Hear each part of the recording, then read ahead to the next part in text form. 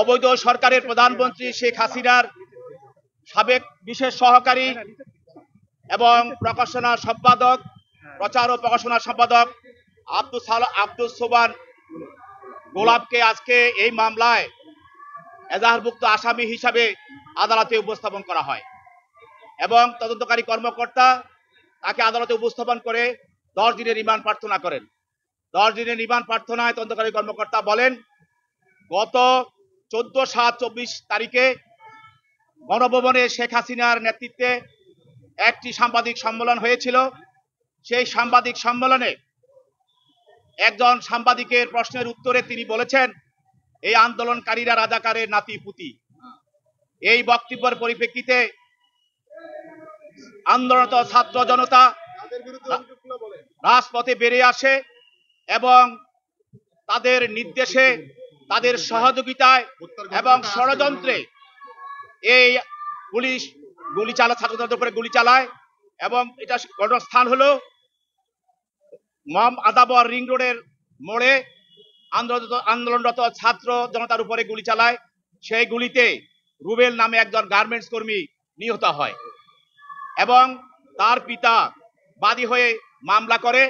তাকে যখন সোহরাওয়ার্দী হসপিটালে ভর্তি করা হয়েছিল, সেখানে আইসিইউ না থাকার কারণে তাকে অন্যত্রে নেওয়ার চেষ্টা করা হয়েছিল, কিন্তু তখন পুলিশ এবং আওয়ামী লীগ নেতা কর্মীরা তাকে নিতে দেয় নাই। সে চিকিৎসা পায় নাই এবং চিকিৎসা না পাওয়ার কারণে এই রুবেল মৃত্যুবরণ করে।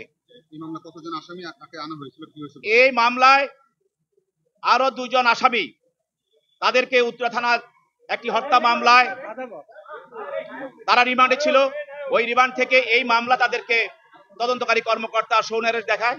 তাদেরকে সৌনারেশ করার পরে তাদের বিরুদ্ধে রিমান্ড প্রার্থনা করে এবং এই রিমান্ড প্রার্থনা করে আপনারা জানেন, এই ফারজানার উপর যে প্রশ্নের উত্তরে শেখ হাসিনা বলেছিল যে আন্দোলনকারী তারা নাতিপুতি রাজাকারের, এবং তারাও এই মামলার সঙ্গে সংশ্লিষ্ট পাওয়া যায়। তদন্তে তাদের সংশ্লিষ্ট থাকার কারণে বিজ্ঞ আদালত রিমান্ড পিটিশন দেখে বক্তব্য শোনে এবং আসামি পক্ষের বক্তব্য শুনে তাদের বিরুদ্ধে 4 দিনের রিমান্ড মঞ্জুর করে।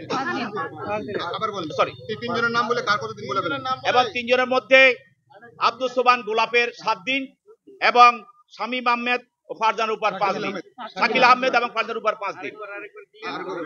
এই মামলায় তদন্তকারী কর্মকর্তা সবার জন্য 3 জন আসামির জন্য 10 দিনের রিমান্ড প্রার্থনা করেন।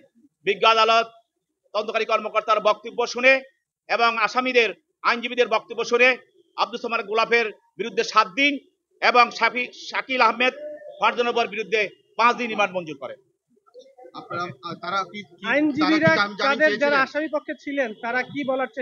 তারা একই কথা বলে সব সময়, আমরা ঘটনার সময় ছিলাম না, ঘটনাস্থানে ছিলাম না।